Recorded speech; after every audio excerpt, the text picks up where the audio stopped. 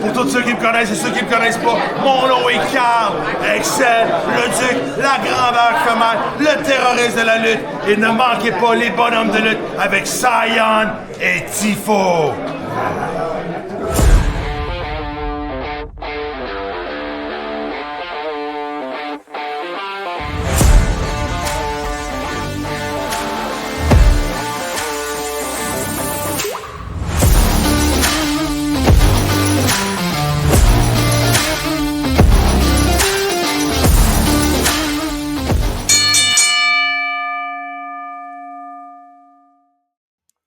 Hey, salut tout le monde, ici Cy Young. Ce n'est pas Tifo qui fait votre introduction cette semaine. Tifo est à Cancun en train de faire bronzer sa shape de plage.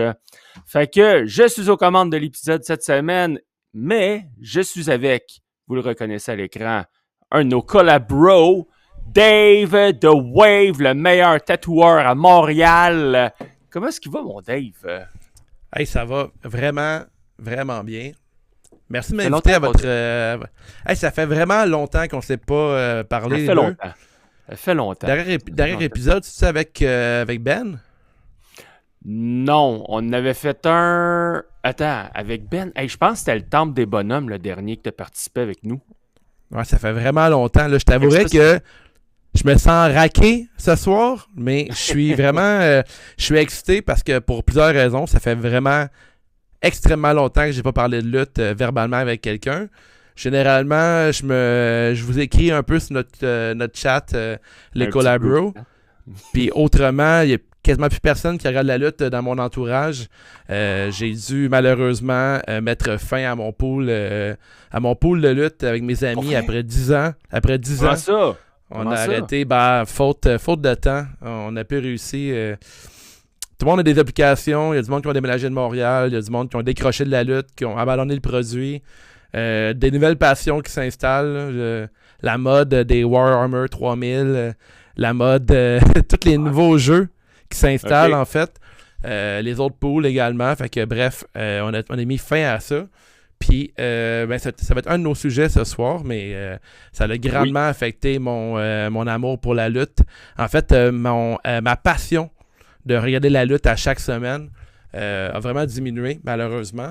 Mais reste que le fait que les bonhommes de lutte m'invitent à faire un épisode pour parler de lutte, ça m'a donné le goût cette semaine de suivre ça attentivement, puis de ressortir mes lunettes roses, puis de retrouver un peu les raisons pour lesquelles j'apprécie la lutte. Reste que c'est un spectacle que j'admire. C'est des athlètes que je trouve vraiment impressionnants. Quand on voit que la moyenne d'âge des lutteurs de la WWE ont 40 ans, on en fait partie. Pour de vrai, des fois, j'attache mes souliers trop rapidement puis je vois des étoiles. Fait que être Cody, CM Punk, Damian Priest, McIntyre, Jey Uso et Roman Reigns, c'est tous des gars de 40 ans qui réussissent à faire des prouesses acrobatiques physiques à chaque semaine. Je les trouve vraiment impressionnants encore. Ouais, puis tu sais, comme tu as dit, on va en parler tantôt, là, mais de mettre tes lunettes roses, t'es fort là-dedans, t'es capable de trouver du positif dans bien des affaires. Et là, t'as écouté un peu plus de lutte cette semaine, justement, sachant que tu t'en venais à l'émission avec moi. On va être honnête, hein, c'est pas la plus belle période pour recommencer à écouter de la lutte. On est comme absolument. Mais à moins que je me trompe, à chaque année, c'est un peu toujours la période creuse, c'est avant le Royal Rumble. Mais chaque cette année, il n'y a pas beaucoup d'eau. Là. C'est très creux. Non. C'est creux puis c'est long. Mais bon. Exactement. Je fais pas de plongeon en ce moment. Ouais. Non. Fait que, hey, avant qu'on parle de notre premier sujet, qui est l'enregistreur, juste faire un bref rappel à nos auditeurs.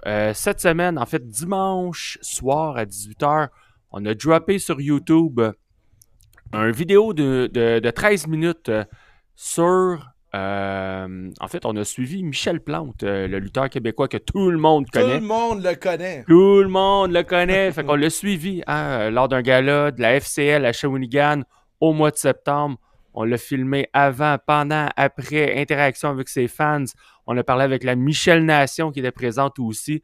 Fait qu'on vous a présenté ça dans un petit vidéo de 13 minutes où est-ce qu'on parle avec lui, on voit, on a ses réactions à chaud après le combat, ses impressions sur comment ça se passe.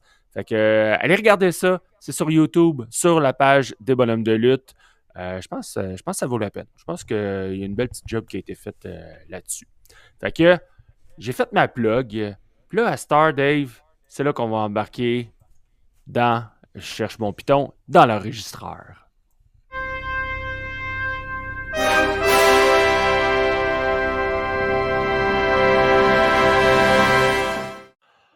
Oh, l'enregistreur. Fait que là, cette semaine, il y a un show, je pense qu'on a écouté en commun tous les deux. C'est Saturday Night's Main Event. Fait que veux-tu qu'on commence à parler de ça tout de suite en partant ou on parle de d'autres trucs que tu as pu regarder dans ta semaine? En fait, un va aller avec l'autre parce que j'ai regardé Main Event puis j'ai regardé le Raw qui suivait. Okay. Fait que c'est pas mal la seule lutte que j'ai suivie. J'ai manqué SmackDown. J'ai suivi un peu Halloween Havoc. J'aime bien regarder NXT pour plusieurs raisons. Mais pour suivre NXT, c'est intéressant. Puis des fois, je trouve qu'ils essaient de prendre des pistes un peu différentes que la WWE, le main roster, fait présentement. Là. Je trouve que, tu sais, sans tomber, on est tous d'accord. Là, tous les fans de lutte qui regardent le produit en ce moment puis qui le regardaient il y a plusieurs années. C'est très, très, très commercial, la E maintenant. C'est très, très, très lent, les histoires et tout. C'est beaucoup des questions de quel argent, combien d'argent on va faire avec tel lutteur, sur quel lutteur on met une pub de Slim Jim, sur quel lutteur on met une pub de whatever le produit. Tandis que la NXT, on est encore dans un concept qu'on explore des nouvelles pistes. On essaie de créer des personnages. C'est un bac à sable. C'est un bac à sable. Où est-ce qu'on teste des choses, comme tu dis? Malheureusement, je trouve qu'à la NXT, c'est très unidimensionnel côté talent. Là. Mettons du côté des femmes, je trouve que toutes les filles se ressemblent, par contre. Mais ça, c'est un autre sujet. Mais il reste que je trouve que le produit est plus intéressant du côté de la NXT, souvent, plutôt que du côté de Raw et de SmackDown. Mais si tu veux, oui, on peut parler de Main Event. Reste que même si c'est un show que j'attendais vraiment pas, là, j'étais pas excité de le voir, j'ai eu quand même une couple de surprises dans cette soirée-là, puis j'ai eu du plaisir à le regarder. Mais t'étais peut-être pas excité à le regarder, puis moi non plus, là, ben honnêtement, sur papier, mais faut avouer que c'était quand même un show qui était stacked au niveau, je l'ai dit la semaine passée, c'était pas tant au niveau du Star Power, mais t'avais quand même 4 combats de championnat sur 4 dans ce gala-là. Fait que tu sais, c'était quasiment un Night of Champions, là, version rétrécie. Fait que, tu sais, on va commencer avec le premier combat, tiens. Drew McIntyre contre Cody Rhodes pour le titre incontesté. Donne-moi tes appréciations là, de ce combat-là. Ben écoute, j'ai regardé le pay-per-view sur plusieurs soirs. Samedi, j'avais, qui est maintenant un classique pour moi, j'avais le party chez Spasm à Montréal, qui est un gros party d'Halloween vraiment incroyable. Si vous aimez l'Halloween, je vous recommande de le faire à chaque année. Puis j'ai allumé un peu trop tard que Main Event jouait à la télévision. Fait que dans le fond, on prenait une bière tranquille, un ami et moi, puis je me suis rendu compte vraiment plus tard que j'aurais pu regarder Main Event un peu chaud d'ail puis avoir du plaisir. Ça aurait peut-être été mieux. ça aurait été vraiment mieux de le regarder un peu chaud. Fait que là, finalement, j'ai fait tabarnak, c'est vrai, et Main Event. Fait que je suis allé voir sur Netflix. C'est pas sur Netflix, c'était sur YouTube. C'est sur YouTube, oui. On a regardé sur le combat entre McIntyre puis Cody Rhodes. Mis à part dire que Drew McIntyre est vraiment un beau monsieur musclé, il y a pas mal de rien que j'ai retenu de ce match-là. Je trouvais que c'était pas mal la même chose qu'on voit de McIntyre depuis plusieurs mois. En fait, encore là, tu vas pas me corriger, Cy Young, à mon avis, McIntyre tourne en rond, puis j'ai vu le match que McIntyre me donne depuis plusieurs mois, voire années. Il essaie de gagner un combat en trichant un peu, puis finalement, ça s'en revient contre lui. Cody, same old, il fait tout bien, mais il reste que c'est un match Cody Rhodes très, très, très classique. Seul truc intéressant de ce match-là, c'est que Cody a comme un peu triché pour pouvoir gagner, puis ça me donne l'idée que peut-être que Cody, un jour, on va avoir un heel turns de sa part. Mais autrement, j'ai Inévitable. trouvé inévitable, il faut que ça l'arrive.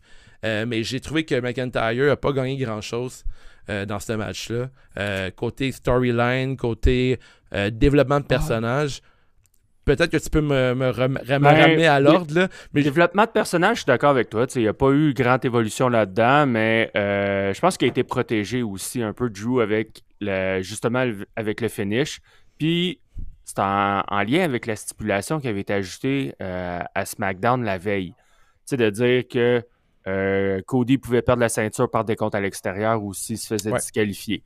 Fait que là, le fait que Cody ait réussi à tricher malgré lui, on s'entend, là, le DDT sur la ceinture était peut-être pas nécessairement volontaire à 100%, mais Cody était bien content de l'avoir fait quand même. Hein.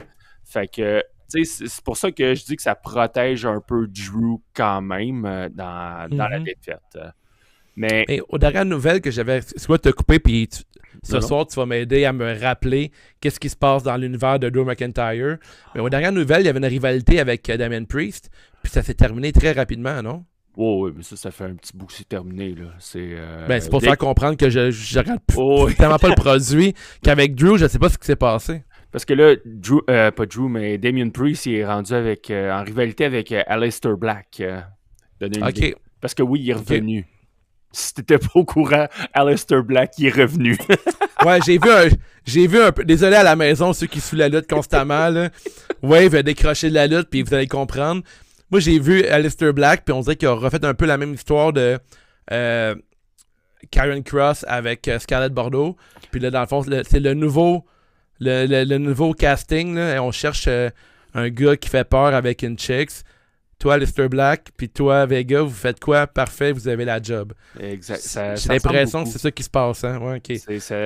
En tout cas, c'est l'impression que j'ai, là, puis je pense que les internets s'entendent pour dire ça aussi.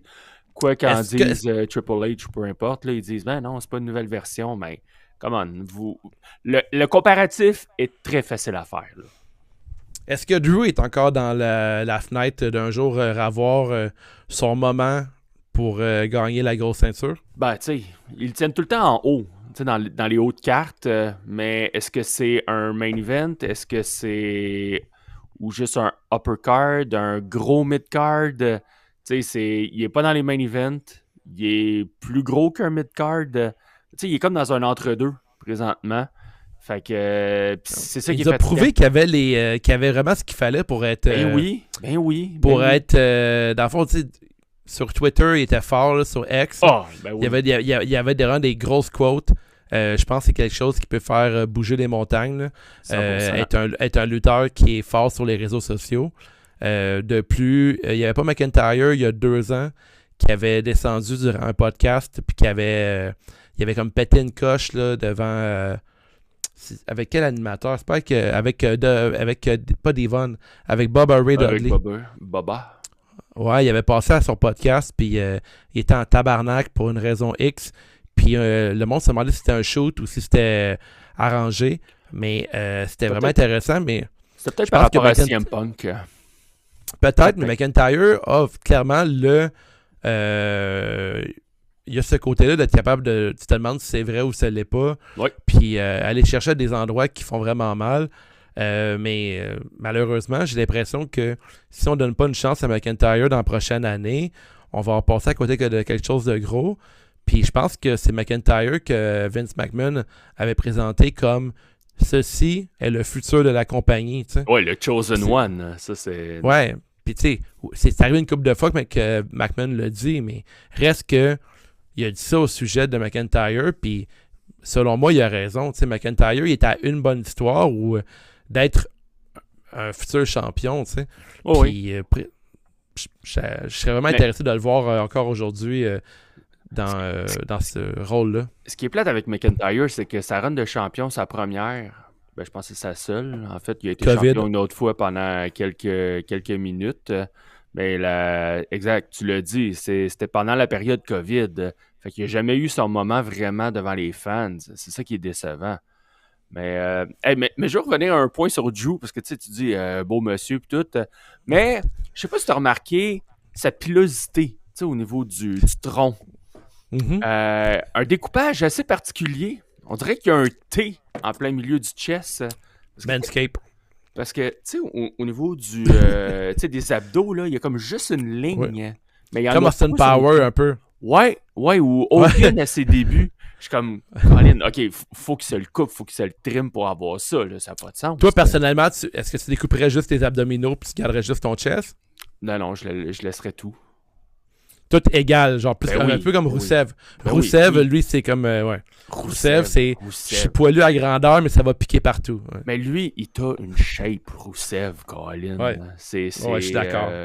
tu sais, on va en parler dans un On n'est pas tout le temps d'accord, mais Roussev, Roussev, on se rejoint ici. Oh, mon Dieu.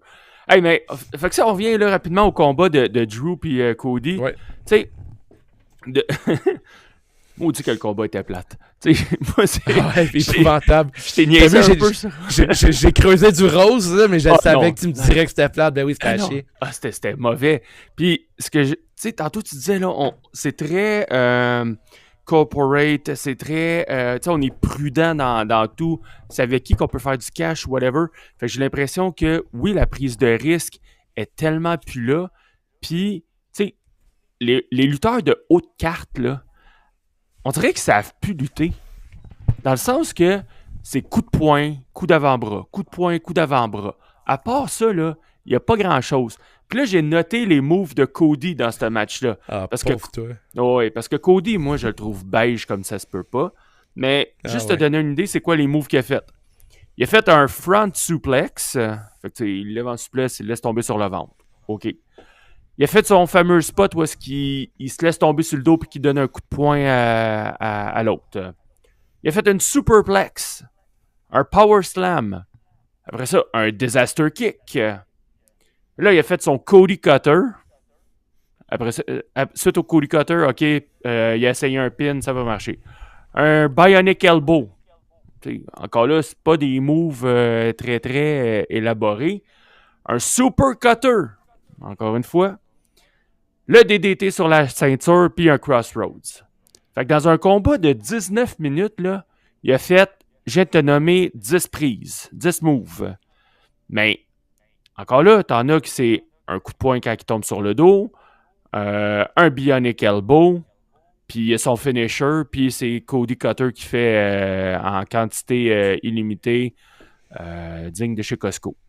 Fait que, tu sais, c'est incroyable.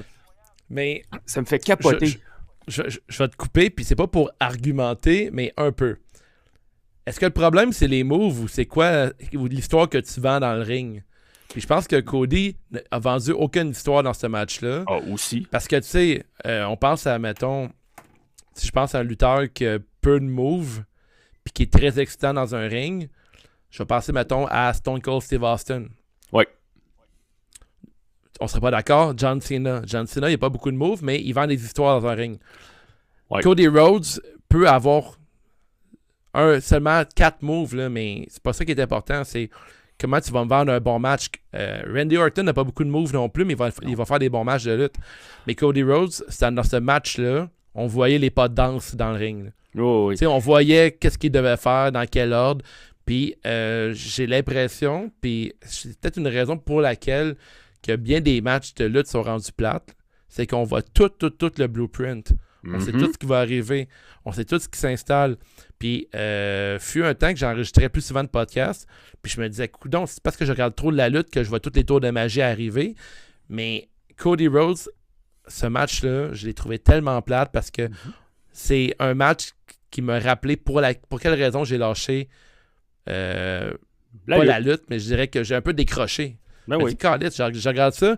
Je peux pas présenter ça à un adulte de mon âge puis dire regarde comme c'est bon ce qui va arriver. Même lui, je pense qu'il va savoir ce qui va arriver. Là. Exact. C'était vraiment c'est ça. C'était un combat intelligence artificielle. Oui. C'est genre fais-moi un match de lutte, c'est ça. Il n'y avait aucune créativité. 100%. Puis c'est pour ça que, tu sais, là, on le voit à l'écran, mon MVP, moi, c'est Ilya Dragunov pour cette semaine. Oui, on en a parlé, Tifo puis moi, quand il est revenu il y a 2 semaines, il avait battu Sami Zayn. Puis là, cette semaine, à SmackDown, il s'est battu contre Nathan Frazier. Un excellent match encore une fois. Mais tu sais, les coups, ils rentrent, Colin. Il y a de la variété dans ce qu'ils font. il y a des manœuvres, il y a des souplesses, il y a de tout. Puis, il y a un rythme pas effréné. Tu sais, il y a des temps morts un peu dans le combat, puis c'est normal.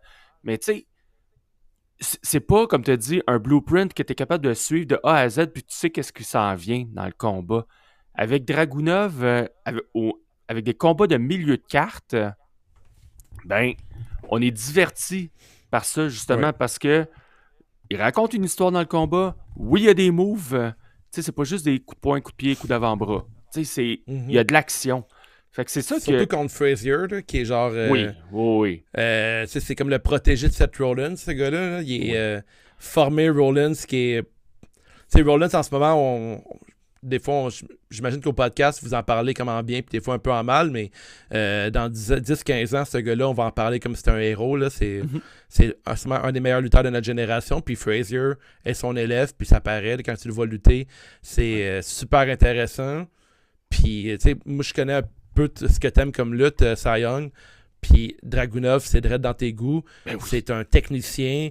Il fait tout paraître la lutte comme il faut. Tout a l'air vrai. D'ailleurs, si vous pouvez aller voir sur le site, sur l'Instagram de la E, aller voir l'entraînement à Dragunov.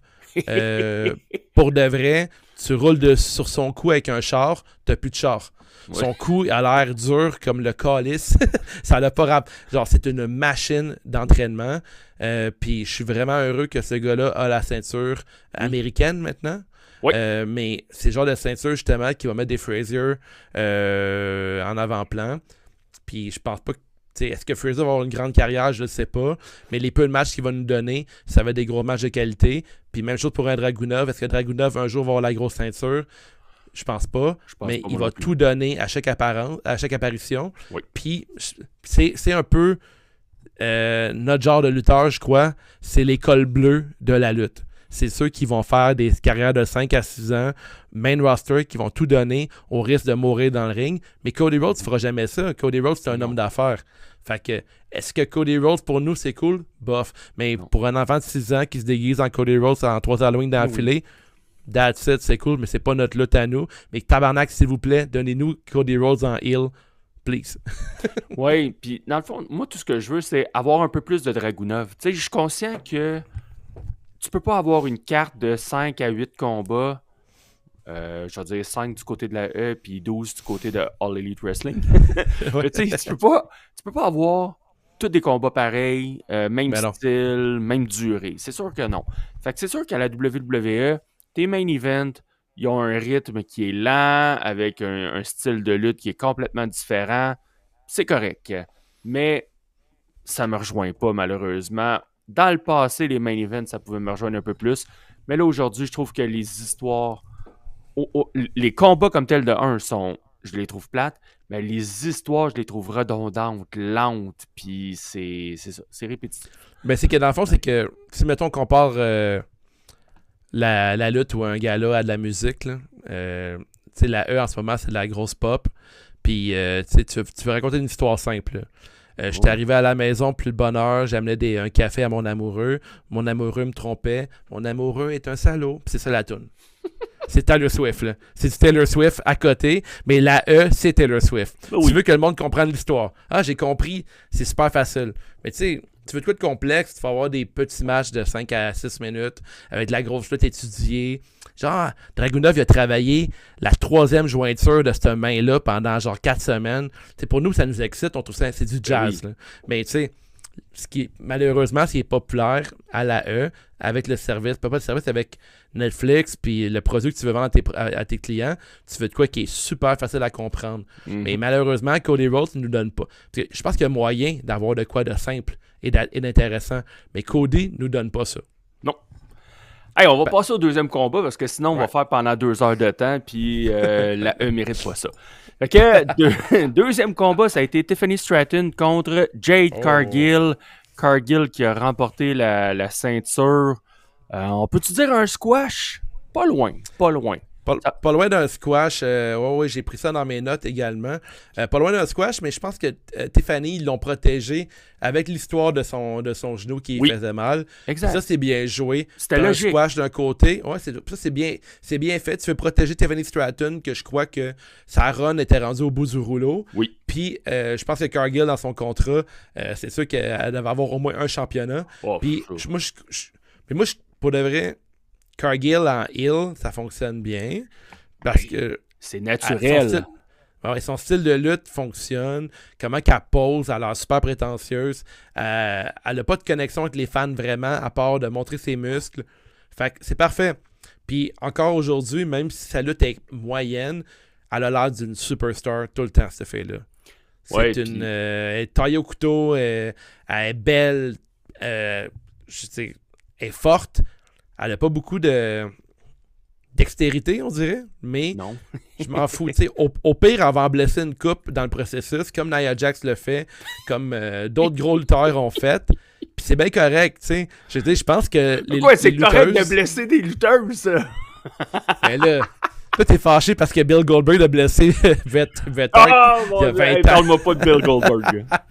Non, mais, tu sais, je pense que je dis pas des blessés au point de mourir, là, ben non, mais je veux dire des blessés, mettons, une claque à la gueule qui est shot un peu, ou un coup de coude dans le front, une dent pétée. Tu sais, Charlotte, c'est arrivé avec Tiffany Stratton, mais tu peux pas aimer Dragunov, puis aimer les cols bleus, puis être contre les lutteurs qui blessent, parce que des fois, il y a des lutteurs qui veulent tout donner, mais ils blessent parce qu'ils veulent vendre le show. J'aime mieux avoir ça que d'avoir Becky Lynch qui frappe une fille d'en face de même, là. Oui. Puis que, tu sais, genre, tu sais que... La fille a fait le moulin avant d'en face de son adversaire. Puis là, tu fais comme... là, c'est gênant. Là, je le disais souvent dans le temps que c'est juste la lutte. Tu veux pas que quelqu'un rentre dans la pièce puis te voit... Tu regardes voir un match de lutte de quelqu'un qui fait le moulin avant dans le visage. Puis là, t'es super gêné. Tu fais comme... Ouais, mais imagine que c'est vrai, mais... Oui. Tu sais, Cargill, elle va échapper quelqu'un. Elle va peut-être faire un coup shot. Mais elle essaie le mieux qu'elle peut, mais pour de vrai, j'aime mieux qu'elle fasse ça. Ouais, mais j'aime mieux que...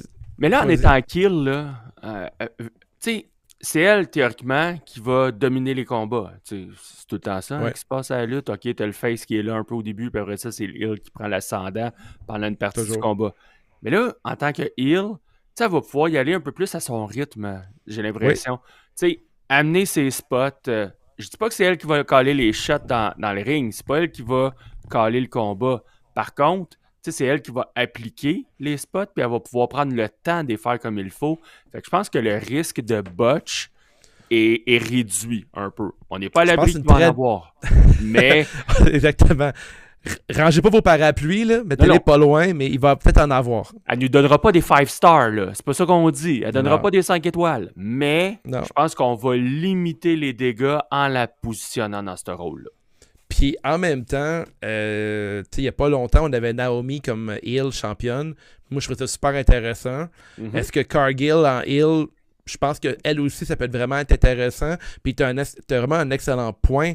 Étant donné qu'elle est comme la powerhouse de la division maintenant, elle peut aller à son propre rythme, puis elle peut faire juste une couple de no-sell, après détruire quelqu'un.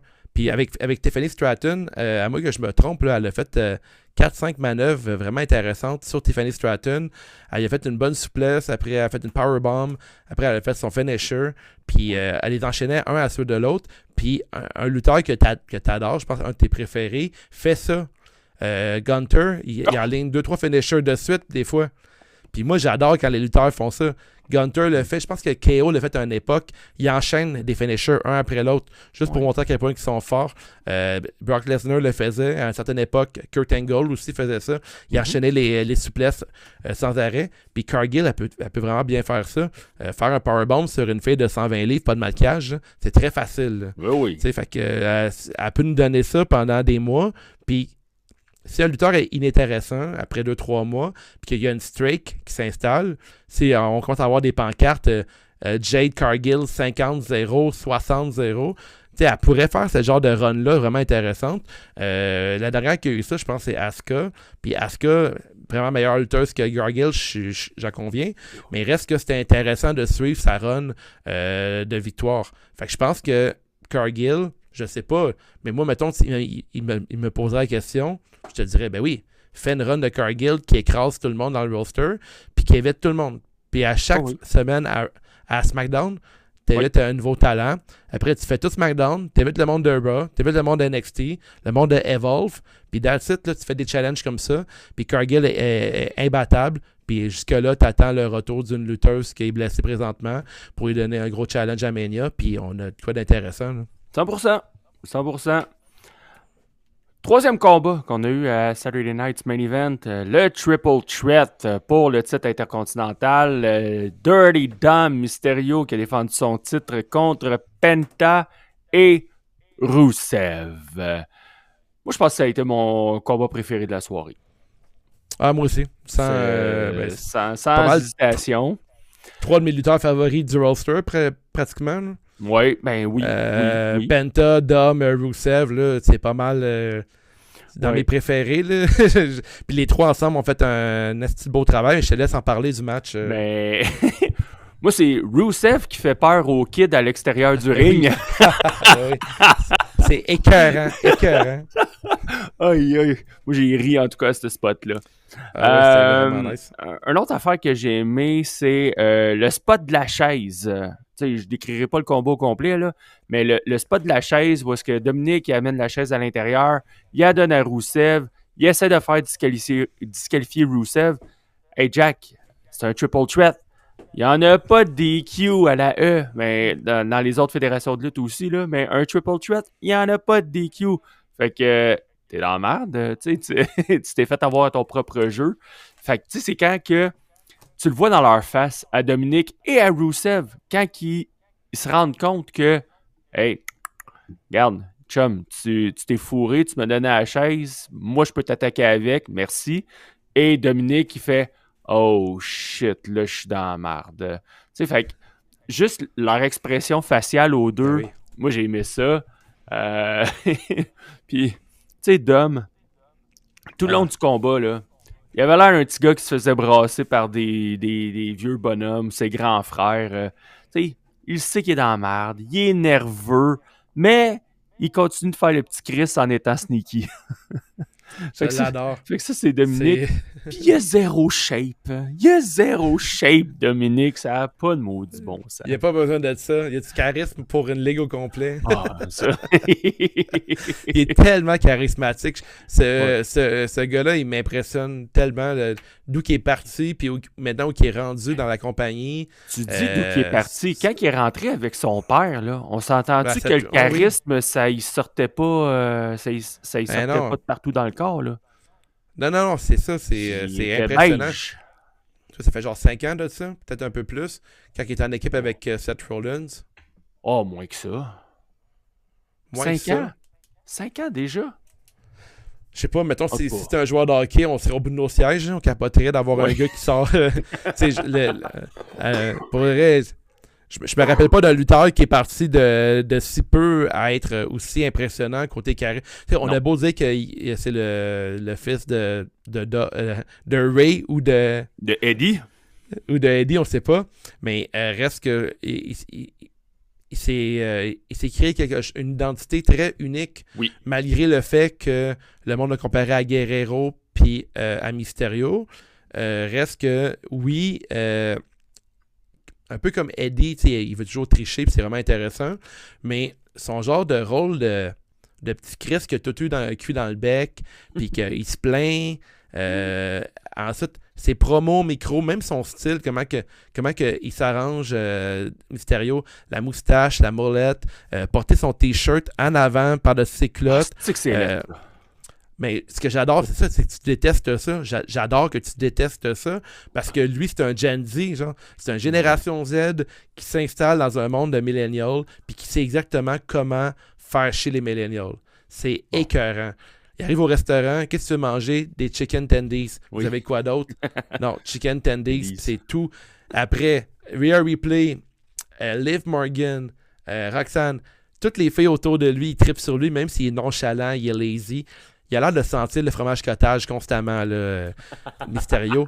Mais la façon qu'il est rentré dans le ring samedi, il arrive dans le ring, il voit Rusev d'un côté, il voit Penta, puis durant son entrée, malgré tout, même si il doit aller porter sa ceinture de l'autre côté du ring, il reste tout le temps aux aguets. Regarde Rusev, regarde Penta.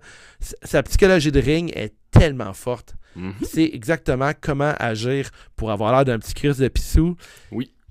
C'est tellement bien joué. Puis ça, c'est un des dadas de regarder la une fois de temps en temps. Regardez Mysterio, ce qu'il fait. Rey Mysterio, c'est un vrai heel naturel. Puis même, je pense que à Raw lundi, il y a eu Mysterio qui est revenu. Puis il y a encore du monde qui criait pour Dominic Mysterio malgré tout. Je pense qu'il va falloir rapidement qu'il fasse ce match-là parce que le monde ne va pas huer Dominic Mysterio. Là. Le monde tripe sur Dominic Mysterio. Ils veulent le voir, puis on en veut plus de lui. Puis même s'il est heel toute sa carrière, on va toujours l'aimer. Puis c'est ça qui est magique de ce gars-là. On l'aime, mais on aime ça le détester aussi pour Megastar, embarquer dans le show. Exact. Aussi. Oui, vraiment. Puis, Dominique, on va en parler un peu plus tard dans l'enregistreur. On va juste finir avec Saturday Night's Main Event. On a eu un combat entre CM Punk et Jey Uso qui était pour déterminer le nouveau champion mondial de la WWE. Contre toute attente, notez le sarcasme, CM Punk l'a emporté. Un combat qui, comme le premier, c'était plate. C'était leur deuxième match entre les deux? Ouais. Je crois que oui. C'était le deuxième entre les deux. Mais. J'avais aucune idée. Mais tu sais, le combat, il y a plein de fuck-up dedans. Tu sais, t'as CM Punk qui fait un neckbreaker, mais t'as Jey Uso qui tourne trop et qui tombe de face. Il y a eu un coup de pied d'en face à cause de ça après, je pense. Ben il oui. y a un bon coup de pied stiff. Un bon coup de pied en arrière de la tête ou d'en face, puis il le relève, Punk relève Jey Uso et il refait le neckbreaker. Puis là, moi, dans ma tête, ça a fait « Hey, attends, là, est-ce qu'on vient de acknowledger encore plus que la première fois qu'il l'a essayé, ça a chié. Peu importe c'est la faute de qui, ça n'a pas marché. Fait qu'on refait le spot. On dirait que ça fait juste mettre encore plus en évidence. On l'a manqué. Ouais, alors, oublie pas, faut faire tel move dans l'ordre, sinon on n'a pas notre paycheck. Là. Ouais, c'est ça manquait un peu d'impro. C'était vraiment très de spontanéité. Tu sais, c'est comme. OK. Mais toi, mettons, est-ce que tu penses que c'est un manque d'expérience de Jey Uso puis qu'ils doivent absolument aller dans l'ordre? Ben, peut-être, là. Mais tu sais, en même temps, CM Punk, c'est lui qui a remonté Jey Uso. Rendu là, OK, donne ton coup de pied. Ouais. Continue de l'attaquer avec des coups de poing du ground and pound, puis call-y un prochain spot en même temps. Il me semble que tu peux faire ça plutôt que... Ah ouais, absolument. Okay, non, je vais rester vraiment là, dans la routine, dans le blueprint, comme tu as dit tantôt. Je vais rester dedans pour être sûr qu'on suit vraiment le déroulement du combat qui était prévu. En tout cas. Ouais, c'est un manque d'originalité. Un peu. Puis, mais toi, t'es-tu un gros fan de CM Punk, toi, ou... T'as-tu une autre question? non. Mais oui, tu l'aimes ou non? Non, je l'aime pas, CM Punk. CM Punk, c'est comme un grand fan de Bret Hart. Je me disais peut-être que vous étiez genre... ouais, mais non. Connecté par l'amour. Non. Moi, CM Punk, depuis plusieurs années, je dis que c'est un hypocrite et que c'est un... Comment dire? Tu sais, c'est correct de rendre des hommages. De copier à un moment donné des séquences, quoi que ce soit. Mais là, c'est parce que c'est rendu tellement évident. C'est copie par-dessus copie par-dessus copie. Fait que... Il copie des matchs, des séquences de lutteurs connus. De Bret. Fait dans le fond, c'est un peu... On parlait de musique tantôt. Si CM Punk était un artiste musical, il serait genre Sylvain Cossette qui fait des 70s.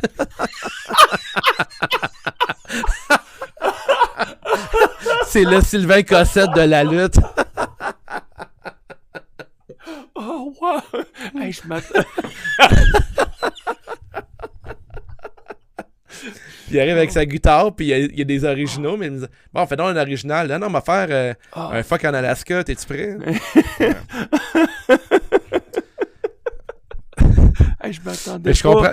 pas à comparer CM Punk à Sylvain fucking Cossette. C'est excellent. J'adore la Ah, ouais. comparaison. Mais j'ai hâte que Tifo édite CM Punk qui arrive sur Pas besoin de rentrer. Non, de frapper. cogner. De frapper pour Ouais, mais rentrer je connais pas chez moi. chez moi. Wow. En tout cas. Mais je comprends pourquoi t'aimes pas Punk. J'ai de la misère à l'aimer aussi. Je trouve que des fois, il y a comme. Je trouve que des fois, il y a des bons speeches. Je trouve qu'il est bon au micro. Mais ses matchs, ses matchs, je trouve ça correct sans plus. Jey Uso, je trouve électrisant comme personnage. Mais ses matchs, non, je m'excuse, là, mais son spear, je déteste son spear. Le déteste. Je détestais beaucoup lui. Celui de Edge, je l'aimais pas. Mhm. Mais celui de Jey Uso, c'est le pire ever. C'est le le pire. pire. Puis, tu parles du spear de Jey Uso. Ce que j'ai en plus, là, c'est que dans le combat, il en a essayé un. Il est parti du coin. Puis, à la fin, avant même de faire le contact avec CM Punk, il a carrément ralenti pour que CM Punk fasse un contre, là, qui donne soit un coup de pied ou whatever. Je pense qu'il a essayé de le pogner dans un face lock, là, un front face lock. Un headlock, ouais, ok. Ouais. Puis ça finit comment? Avec un fucking neckbreaker encore. Tu sais, je suis comme, come on. Ouais. De un, tu ralentis. Tu sais, quand Roman il a essayé un spear sur Seth Rollins puis qu'il le pognait en pedigree, il ralentissait pas, là, ou il ralentissait un peu, mais ça paraissait pas autant que ça. Fait que, bref, Jey Uso, tabarouette qu'il y a de la misère. Ouais, mais là, j'ai comme. Je m'a trouvé du rose encore. Mais j'ai l'impression que en regardant Raw hier, je pense que Jey Uso va virer heel. Puis là, on va pouvoir avoir quelque chose d'intéressant. Et c'est là que je m'enligne. Hein. Parce que, oui, l'histoire. Tu sais, Jey Uso, Roman Reigns. Jey Uso qui est en train de devenir comme Roman quand il a commencé sa gimmick de Tribal Chief qui était contrôlant, pis ci, pis ça. Fait que là, Jey Uso, il s'enligne vers ça. Et là, je fais un petit détour. On a eu le spot de la barricade samedi. Tu sais où est-ce que on se rentre dedans puis on défonce la barricade. Ce spot-là, je suis tanné de le voir. Tanné. À tous les gros shows, les PLE, il y a au moins une fois ce spot-là. Ben, mettez-le dans votre pool. Ben, il perd. Ce spot-là, il n'y a plus de valeur. C'est Ouais, plate à dire, effectivement. là. Puis, en plus, avant, c'était fait par des gros monsieur. Tu sais, un Braun Strowman, un Bronson Reed. Breaker, à la limite, tu sais, c'est pas le plus gros, mais il est quand même... Non, mais il frappe fort. Il a une grosse shape, exactement. Ouais. Tu sais, Roman, il y avait un personnage fort. J'ai dit Braun Strowman. Tu sais, c'était les gros bonhommes qui faisaient cette prise-là. À Star, c'est Jey Uso avec CM Punk. C'est deux gars qui pèsent 220 livres mouillés. Puis encore là, je suis même pas sûr. Tu sais, c'est... La prochaine fois, là, je te dis, il va y avoir deux nains qui vont se rentrer dedans puis ils vont la défoncer, la barricade. Hey, fais-moi pas d'espoir parce qu'il n'y en a plus de nains à la télévision. Il y en a plus. Mais pas aux États-Unis. Il y en a un à GC Dub, Microman. Bon, Microman, mais il n'y en a Hey, plus c'est- à la E. Il n'y a plus de Non. nains. Non, il n'y a plus de Hornswoggle, El Torito. C'était les deux derniers. Non? Mais ça, c'est Ouais. c'est triste. Mais ça, c'est un autre sujet. Mais Ça, ça, c'est j'en parlerai. Si un jour on fait du contenu Patreon, on fera un hommage aux petites personnes comme dans les shows de lutte mainstream parce que Oui. il y en a plein qui peuvent lutter puis qui peuvent être vraiment être excitants. Là. Ben oui. Il y en a plein au Mexique. Ils ont une division, 100%. je pense, de lutteurs. Mais si un jour ça l'arrive à un nain qui détruit une barricade, je serais intéressé. Ah, man. Je vais péter ma TV. Je vais faire de quoi? Mais je pense, Ça a que, pas de sens, je pense ça. que des fois, c'est comme un peu la. C'est, hey, il n'y a rien d'excitant dans la soirée, on va briser une barricade. Mais oui, mais c'est ça. C'est parce que c'est un spot facile. C'est comme péter la table des commentateurs. C'est la même maudite Ah ouais, affaire. mais c'est ça. C'est comme c'est le spot qu'on sait qu'il va arriver, fait qu'on on attend qu'il arrive, mais Mais oui. c'est plus excitant. Puis, tu sais, ça, c'est un peu le même concept. Je sais pas si le lien est bon, mais c'est la même chose que de faire un pay-per-view qui s'appelle War Games. Puis là, à chaque année, là, tu sais que le War Games s'en vient bientôt parce que il y a des rivalités qui se construisent, puis on sait que c'est là que ça va arriver. Mais Ouais. il faut arrêter de créer des trucs qui sont prévisibles. Mais en Puis, même tu donnes l'exemple de War Games. En même temps, dans le temps de la WCW, c'était quand même un pay-per-view qui arrivait à la même période de l'année à chaque fois. Fait que, tu sais, qu'ils reviennent une fois par année, j'ai pas de trouble avec ça. Puis qu'ils reviennent tout le temps à la même période, pas de trouble avec ça non plus. C'est juste que des fois, comme tu dis, la subtilité à un moment donné dans la préparation de vos histoires, elle pourrait être raffinée un petit peu. ouais. Mais comme on disait tantôt, en étant fan de lutte comme on est, c'est dur de nous de pas nous ensorceler.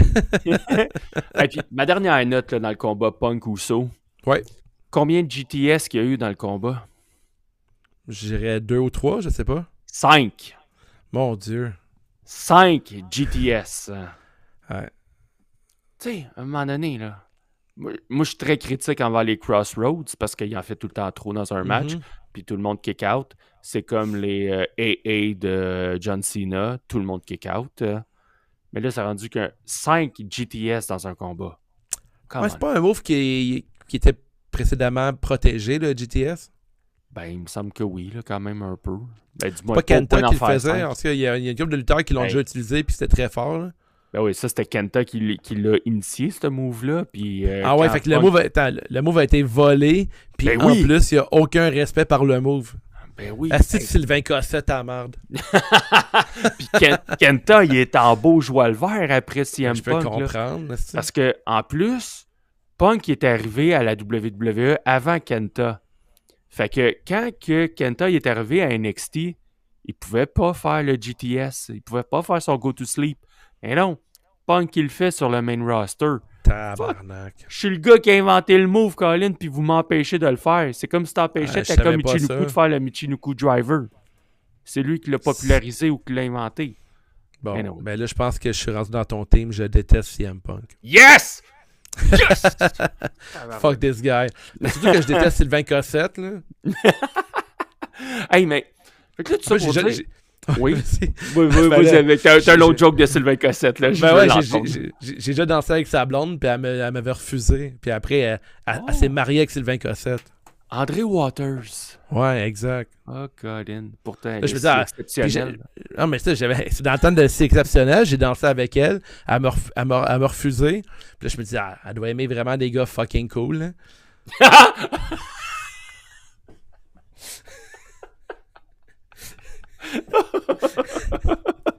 Oui, parce qu'à côté de la définition à côté de super cool, c'est Ouais. Sylvain Cossette. C'est Sylvain oui, Cossette, oui, CM oui, Punk. Exact. oui. Et Hey, voilà. Mais là, hey, je vais finir Saturday Night's Main Event parce que oui, on a parlé des 4 combats, mais Ouais. suite à ça, il y a une belle photo qui a circulé sur les réseaux sociaux, hein? Une belle photo de Jade Cargill avec CM Punk, avec Cody Rhodes et un certain Ricky Saints. Chacun oui. avec leur ceinture. Puis tu sais, le lien est facile. 4 anciens All Elite Wrestling. C'est exactement ce que je me suis dit quand je l'ai vu. Hey, j'ai comme fait, oh boy. Cette photo n'est pas anodine. Ça n'a pas été pris au hasard. C'est sûr et certain qu'on a voulu lancer une flèche. C'est de bonne guerre, remarque. Je suis pas contre la photo. Mais je comprends le move marketing. C'est comme, hey, vous les aimiez, ces champions-là, c'est rendu nos champions. Venez regarder notre produit. Là. Comme Ben si non. c'était pas assez, genre, de faire des contrats de billionnaires avec le Royal Rumble puis WrestleMania. En plus, ils veulent faire chier la petite gang de All Elite Wrestling. Je trouve tellement que c'est cheap. Là. Je sais pas vrai, laisse la All Elite rire de la E, mais pas le contraire. Là. Je veux dire, tu sais. Oh non. Là-dessus, je suis pas d'accord. C'est correct. C'est de bonne guerre. Tu sais, une photo comme ça, j'ai aucun problème avec ça. À un moment donné, OK, tu lances une flèche à ton compétiteur, c'est correct. C'est correct. Mais, tu sais, c'est juste de dire, la photo n'était pas anodine. Et c'est pour ça que, je vous le dis tout de suite, le titre de l'épisode cette semaine, c'est « Look at this photograph ». La première ligne de la chanson « Photograph » de Nickelback. Puis, la deuxième ligne, ça dit « Every time I do, it makes me laugh ». Fait que la photo, quand je la regarde, elle me fait rire. Bon, ceci étant dit, là, on a parlé de Saturday Night's Main Event. Enregistreur, t'avais-tu d'autres choses que tu voulais jaser que tu as écouté cette semaine? Tu as parlé de Raw, y a-tu des petits trucs rapides là, qui t'ont marqué, qui valent la peine d'être jasés? Non, du côté de Raw, j'ai trouvé que on poursuit bien l'histoire de Jey Uso puis de l'entourage. Et à part Logan Paul qui fait un retour encore à la E, je trouve pas que c'est super intéressant. Mais il m'aurait surpris que Logan Paul soit face. Mais je trouvais ça le fun qu'il finalement il veille sur Punk. Mais autrement, le show, j'ai trouvé ça bien correct, voire ordinaire. Il n'y a rien qui m'intéresse. Je trouve ça plate que Dragon Lee a pas sa chanson quand il arrive avec AJ Styles. Je t'en ai parlé en privé, mais je trouve ça spécial qu'on veut, oui, AJ Styles mérite, il faut qu'on le voit lutter un peu plus avant la fin de sa carrière. Mais de là à enlever la toune de Dragon Lee, je trouve qu'il y a une entrée qui est quand même assez cool. Qu'on mette la toune au complet de Lucha Americano, mais pas celle de Dragon Lee, ça me fait chier. C'est un sacrilège. C'est un sacrilège. La toune de Americano, c'est épouvantable. C'est vraiment une caricature. Ouais, 100%. Mais on va parler rapidement de ton MVP parce qu'on a parlé à Saturday Night's Main Event. Dominic Mysterio. Ben oui, en fait. Promo avec son père. La promo avec son père. Ses habiletés dans le ring. Oui, vas-y. Mais la phrase que Dominic a dit, You keep my father's name out of your mouth. Oh, ça c'était bon. Le pop que ça a généré. Tu parlais tantôt, fort. Dominic, il est pas heel, il est face, mais tu sais, c'était très heel là, comme phrase, mais c'est juste. Il est brillant. Quand il dit à son père, il dit tu m'aimes tellement que tu as même commencé à faire pousser une moustache comme moi. Je fait wow, c'est tellement brillant. Non, j'adore Dominic Mysterio, sa psychologie de ring. C'est un sans faute, là. Il est ultra brillant. Puis c'est sûrement un militaire favori depuis plusieurs mois, là. Même plusieurs années, je te dirais, parce que quand je l'ai vu arriver dans une van, les mains attachées à WrestleMania, là, j'ai trouvé que c'était écœurant.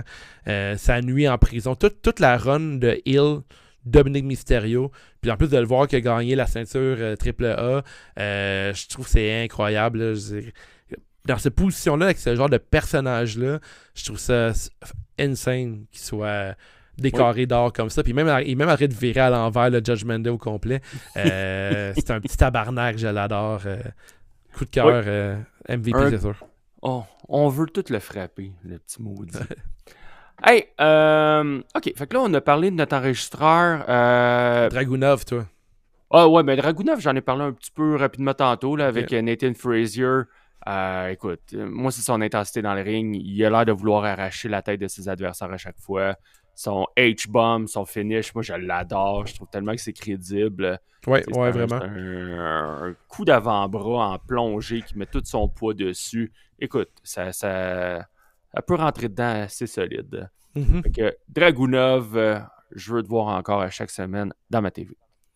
Fait que là, on a parlé de ce qu'on avait dans notre enregistreur. On a passé pas mal de temps. Je pense qu'on va aller s'asseoir sur nos petites chaises berçantes. On va jaser un peu, petite discussion de bonhomme sur nos états d'âme par rapport à la lutte aujourd'hui.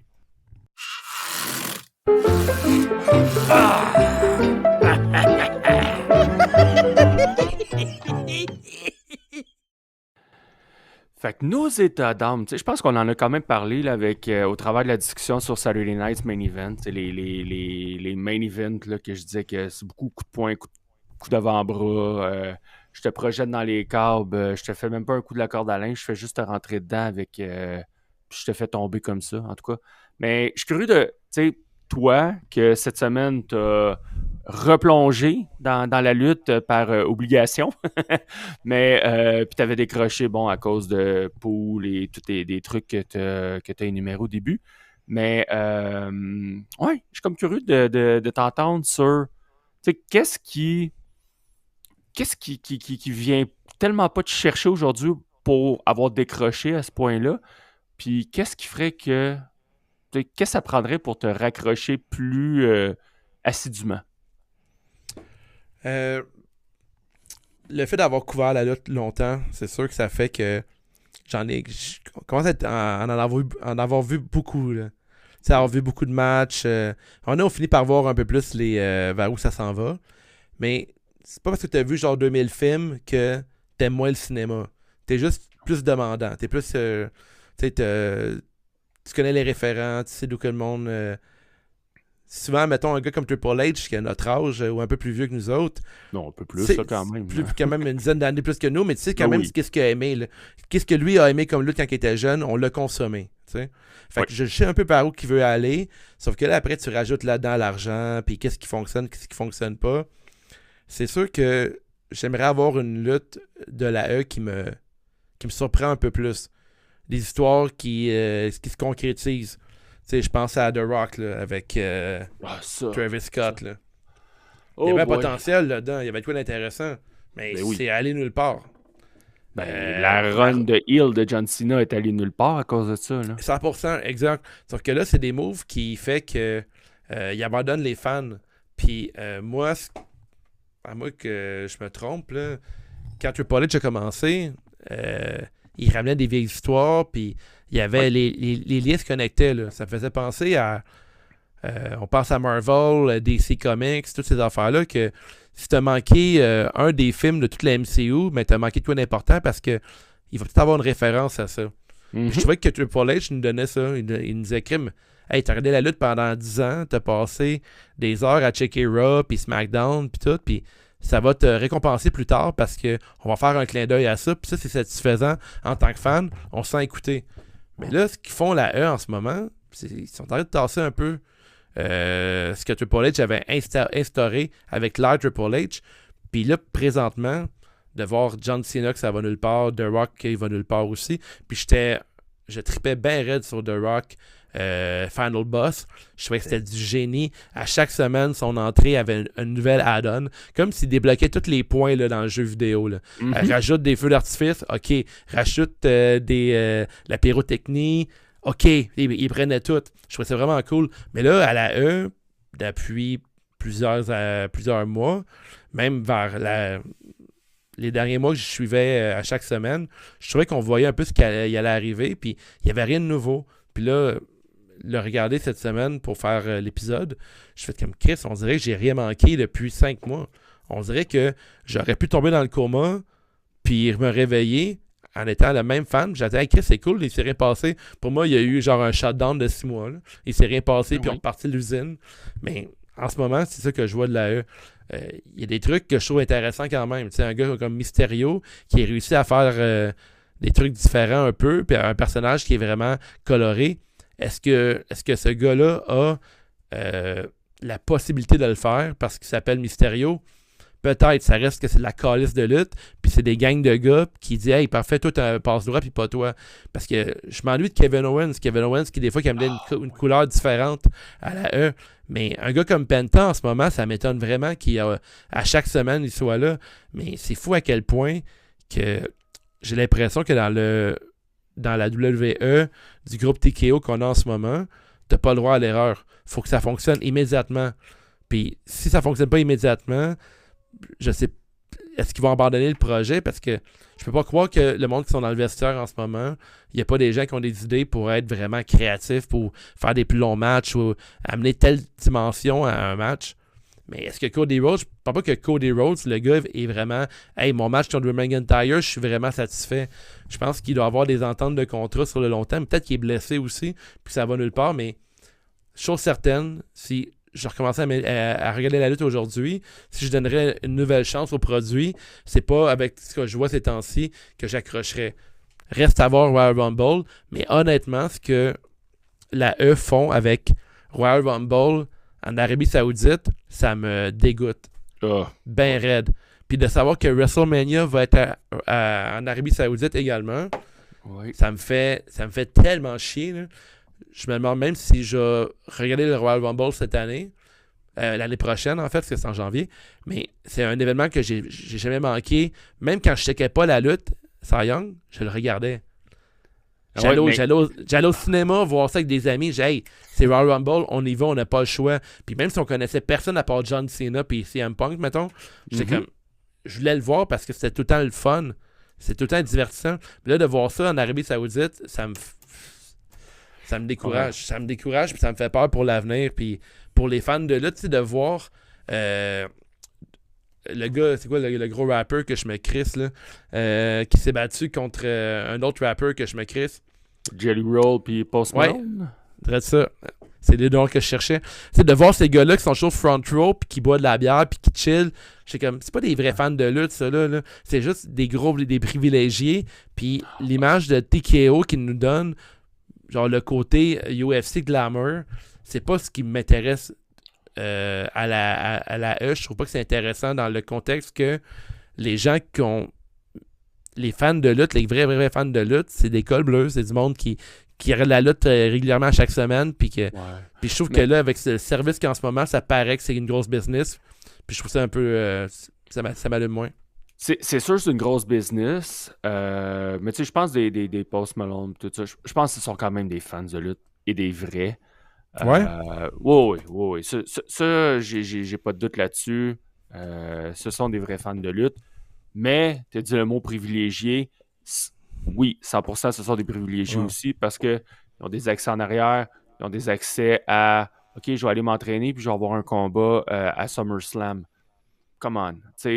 Alors que t'en as d'autres qui sont en arrière, qui se battent le cul soir après soir, qui sont à l'entraînement puis tout, puis qui sont même pas capables d'avoir une place sur la carte. Pourquoi? Ah, ben, tu sais, Jelly Roll, lui, il va faire jaser, on va faire des clics, on va faire de l'argent avec lui. Ouais, mais, tu sais, c'est pas un lutteur. C'est ça qui est plate. C'est correct d'avoir des célébrités un peu, là, mais je trouve que là, on en a trop. On est comme trop dans ce monde-là. Ouais, je me suis apporté beaucoup. Je me suis apporté sur le côté capitaliste de la chose, là.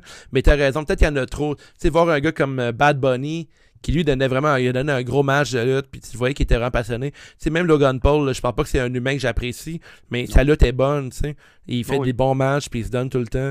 Tant qu'à mettre des vedettes maintenant dans un ring, mettez-en peut-être un pas trop, là, mais qu'il y ait un spot, parce que si tu le fais un spot à toutes les. Si c'est récurrent qu'il y a une vedette qui se bat dans un ring de la E, effectivement, t'enlèves de la chance à d'autres lutteurs d'avoir leur place. Puis si on donne pas des places à des gars comme Drakunov ou à d'autres lutteurs techniciens qui ont vraiment mangé leur pain noir pour se rendre jusque-là, ben t'auras pas d'autres lutteurs qui vont dire « Hey, j'ai une chance d'être à la WWE. » Mon meilleur chemin pour me rendre jusqu'à là-bas, c'était d'avoir une chaîne YouTube, tu sais. Ouais. Plutôt que de m'entraîner dans un ring de lutte. C'est ça qui est weird un peu. Exact. Fait que non, c'est un monde qui est weird. Tu sais, ça, c'est la WWE.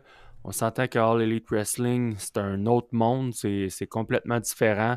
Je pense que tu es moins fan de ce produit-là. Ouais, mais j'ai pas accès aux fans.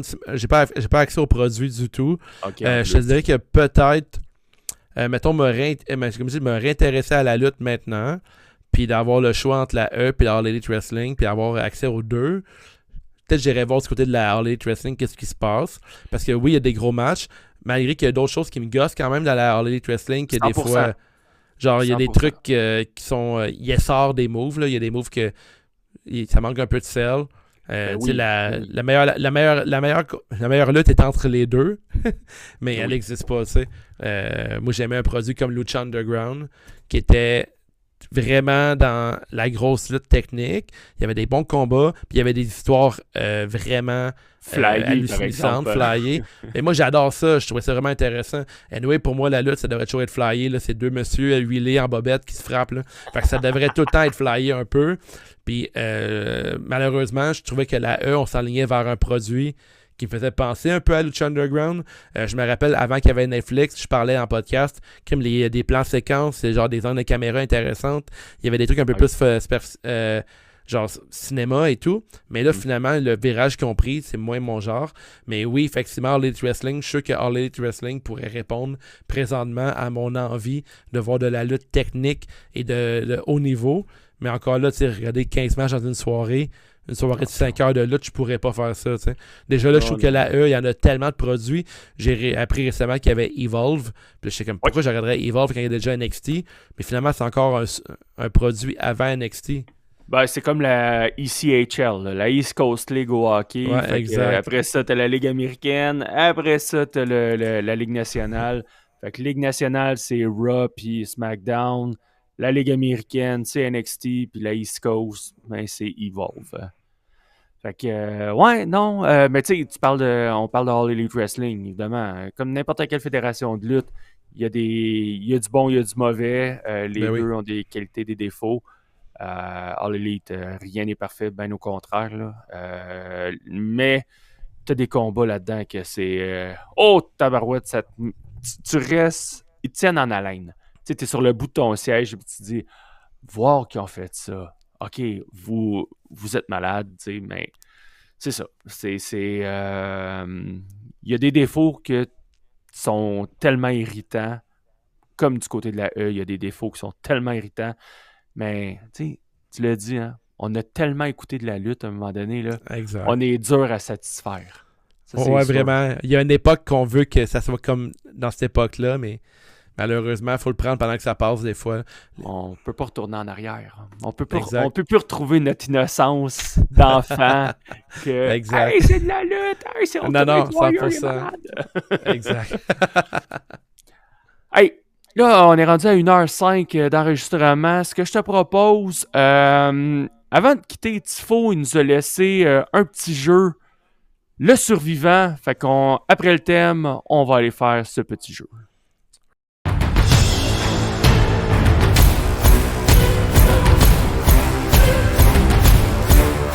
Le survivant.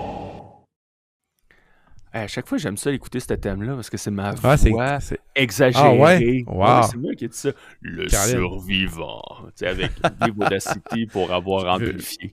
Veux-tu faire ma boîte vocale quand que je manque un appel? On va te faire une belle petite voix érogène. Là, puis, Yeah. Bon, hey, fait que là, pour le jeu du survivant, là, il y a Tifo qui nous a envoyé un petit vidéo. Fait que faut juste que je le trouve, puis on va le mettre à l'écran. Tuc, tuc, tuc. Et c'est maintenant. Est-ce que t'es prêt, mon homme? Merci. Salut les boys, écoutez, je ne peux pas vous laisser une semaine sans entendre ou me voir. Donc, vraiment, merci Wave d'avoir passé cette semaine. C'est pas facile de pogner avec ça, fait que regarde, merci beaucoup. Puis, je vous ai préparé un petit jeu, le survivant. Fait que comme ça, tu sais le rose, c'est pour Brett, puis Wave, t'es connu pour être le gars avec les lunettes roses. J'avais pas le choix de vous faire un petit survivant sur trouver la personne rose dans le monde de la lutte. Donc, premièrement, on a Bret Hart, suivi de Owen Hart, Jim the Anvil Neidhart, suivi de Adam Rose, Mandy Rose, Nyla Rose, Rosie, Thunder Rosa, le WWE Hall of Famer Pete Rose, Rosa Mendez et Marie Rose. Sur ce, bonne chance les boys, les autres, on se voit la semaine prochaine. Oh boy, hey, son son, il était pas fort, hein, mais c'est pas grave. Je pense qu'il est dans la marde. Là. Il avait l'air d'avoir. Je pense qu'il était Right to recherché. Censor, Hein? qui était pas loin. Ouais. Mais je sais pas qu'est-ce qu'il fait en vacances, mais en tout cas, c'est sûr que C'est illégal, en tout cas. il est peut-être allé jaser avec les gangs de rue où est-ce qu'il se trouve. Fait que, on va afficher ça à l'écran. On a un beau petit tableau ici. Fait que Tifo nous l'a dit. On a 11 personnes. Brett, Owen, Jim Neidhart, Adam Rose, Mandy Rose, Nyla Rose, Rosie Thunder Rosa, Pete Rose, Rosa Mendez, c'est elle que je cherchais tantôt, et Mary Lee Rose. Et là, il nous dit, il faut trouver la personne la plus rose, c'est ce que j'ai compris. Fait que, à tour de rôle, Wave, il va falloir qu'on élimine une personne, hein, et à la fin, ben, ce sera la personne la plus rose, selon toi et moi. Fait que, OK. comme c'est à tour de rôle, sans droit de consultation, fait que ça se peut que j'élimine ton choix comme ça se peut que tu élimines le mien. Je te propose que moi, je vais éliminer une personne en premier, comme ça, c'est toi qui vas avoir le choix final. OK. Ça te semble, ça? OK. Oh, ouais, c'est parfait. All right. Fait que la première personne que j'élimine, c'est Rosa Mendez. OK. Là, on savait même pas c'était qui avant l'émission, fait que c'est sûr que je la garde pas. OK. T'as vu, j'aurais dû te challenger ton choix. Parce que moi, je vais éliminer Rosie en partant. Ah, ben, Il est même pas rose. c'était le deuxième. Ben oui, Rosie. On s'entend qu'il a tiré ça par les cheveux, là, Ben oui. notre cher Tifo. Il était dans quoi, Rosie? Il était avec The Hurricane? Oui. C'est ça, Parce ok. que c'était l'équipe s'appelait. En fait, c'était pas l'équipe. Rosie, son surnom, c'était Shit. Super Hero in Training. Ah, tabarnak, oui. Ah, Ouais. t'as vu, ça, c'était moins bon qu'aujourd'hui. Mais ce qui est plate, là, c'est que avant cette gimmick-là, Rosie, il était avec Jamal, Fur Umaga, dans les 3-minute Ouais, c'est vrai, ouais. warning. Hey, il y a eu vraiment une drop, hein? Ben, en tout cas, il a passé d'une extrême à l'autre. OK, fait que là, on a éliminé Rosa Mendes, on a éliminé Rosie. Moi, je vais éliminer Jim The Anvil Neidhart. Ah ouais, tu m'étonnes, il était quand même vêtu de rose. Ben oui, je sais bien, mais OK. je l'enlève. Là, je laisse essayer de comprendre ta logique. Moi, de mon côté, je vais enlever Thunder Rosa. OK, bon choix, bon choix. Non. Je vais continuer en éliminant Adam Rose. Funny, Ouais, Adam Rose. mais tu sais, c'est ça. Dans Mais la en même temps, thématique Adam rose, Rose, il n'y avait pas des roses dans ses mains souvent, lui aussi. Moi, il non. appliquait. Non. Non, elle était sur son gear, sur ses pantalons, il y avait une petite rose. OK. Mais quand même, je le retire. Je vais enlever. Moi, je suis bien vestimentaire. Marie-Lee Rose, OK, je vais l'enlever. d'accord. Lutteuse. J'ai toujours habillé en noir. J'ai rarement vu en rose, par contre. C'est vrai, c'est vrai. Dans la même logique, ben, je vais enlever Nyla Rose. Ouais, exact. Parce qu'elle non plus, elle n'a pas beaucoup de roses dans son gear. Mais elle porte des roses, par contre. C'est déjà bon. Mais tu sais, on dirait que. Ouais. Ouais, on dirait que déjà quelqu'un habillé en rose, je trouve que c'est cool dans la lutte. Fait que. De mon Donc là, il nous côté. reste Brett, Owen, Mandy Rose et Pete Rose. Ouais. Le Pete Rose, par contre, c'est pas facile de. Il commence à. Il y a moins rapport là, dans la gang. Tu Ouais, c'est sais, malheureux. il y a toujours eu une casquette Pete Rose. Un bon marketing. Je sais que dans le temps, il y avait là, les Henry Bar pour. Oui, je me suis- ben, Henry Rodriguez. pour Henry Rodriguez, il y avait genre un marketing à faire avec ça. Ben oui. Tu sais, à moins que tu mélanges tes couleurs avec ton saut des expos. Non. Pete Rose va t'éliminer. C'est fini pour Pete OK. Rose. Mais bonne run, pareil. Oui, bonne run dans le jeu. Fait que là, hey, il me reste Brett, Owen, puis Mandy. Tu sais, je suis déjà gagnant rendu là. Fait que, ben, je vais éliminer Owen. Tiens, Ah, je te laisse le c'est- choix entre... Je te laisse le choix. C'est entre tellement ce que Brett- t'as fait, là. Je te laisse le choix entre Brett, l'excellence de l'exécution, ou bien une autre excellence, Mandy Rose. T'as tellement juste fait ça pour pas que je fasse gagner Owen Hart. Parce que tu sais que j'aime mieux Owen Hart que Bret Hart. C'est tellement evil de ta part. Mais c'est juste ce qui est pire que de faire ça. C'est que ton lutteur préféré d'enfance perd contre Mandy Rose parce que je choisis Mandy Rose pour gagnante. Ben c'est bien correct parce que Mandy, elle aurait pu... Elle a gagné mon cœur à plus d'une c'est bon. reprise. Ben oui, Mandy Rose. Ah, Mandy, tu dois être un fan de Mandy, ça, c'est ton genre. Ben oui. Oui. Tu sais, j'ai quand... Tu sais, dans Fatal Attraction, là, pas Fatal Attraction, Fatal Influence dans NXT, excuse. Fatal Attraction, C'était film. fort, ça. Elle était, Mais c'est avec une femme qui ressemble, c'est pas avec Sharon Stone? Fatal Attraction, c'était Sharon Stone qui était là-dedans? On vérifiera. C'était pense Michael avec- Douglas. Ben oui, puis c'est pas Sharon Stone? Ben oui, c'est Sharon Stone. Ça se peut que c'est Sharon Stone. Parce que Sharon Stone. Ben oui, avec Sharon la- Stone. Elle était dans Sliver. Elle était dans. C'est quoi le film là, qui décroise les jambes et qu'elle les recroise dans le Ben, poste de c'est police? c'est là-dedans, non? Non, c'est pas le même. Ok, mais c'est Sharon Stone, Basic Instinct. Ouais, Basic Instinct. Mais Fatal mais je trouve Attraction, que c'était avec. Mandy Rose, elle a des airs de Sharon Stone, comment elle est maquillée, puis comment que... Écoute, le regard, je trouve, hein.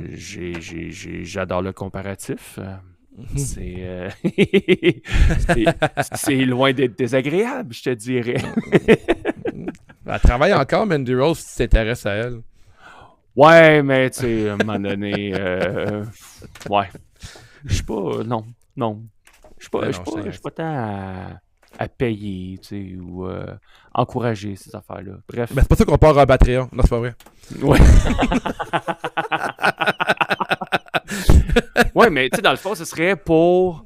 Tu sais, on partirait un Patreon, comme ça, ça nous subventionne pour s'abonner à la chaîne de Mandy et Exact. offrir du contenu, des reviews. Ben oui, tout est dans On le fait rouler l'économie, guys. Exactement. Hey, Dave, avant qu'on dise trop de niaiseries, merci, hein? Merci d'avoir remplacé Hey, Tifo cette semaine. C'était fort agréable. Un grand merci. Merci de me donner l'occasion de faire un peu de podcast avec vous. Puis en espérant que j'ai bien rempli les souliers de Tifo. Oui, puis c'est fun de parler de lutte avec toi à chaque fois.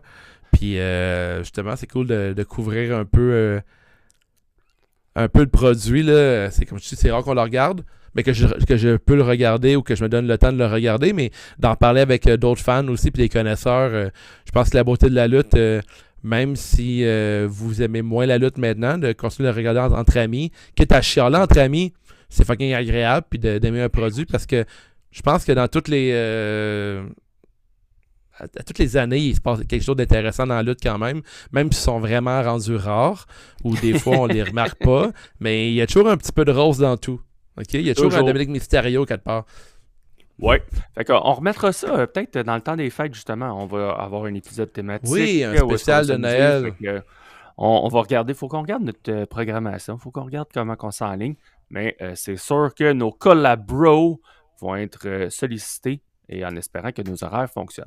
Fait que, Absolument. moi, juste une dernière plug. La semaine prochaine, on reçoit les gens de la TUW, la Thetford Ultimate Wrestling, qui vont venir nous parler de leur prochain show qui va avoir lieu le 22 novembre.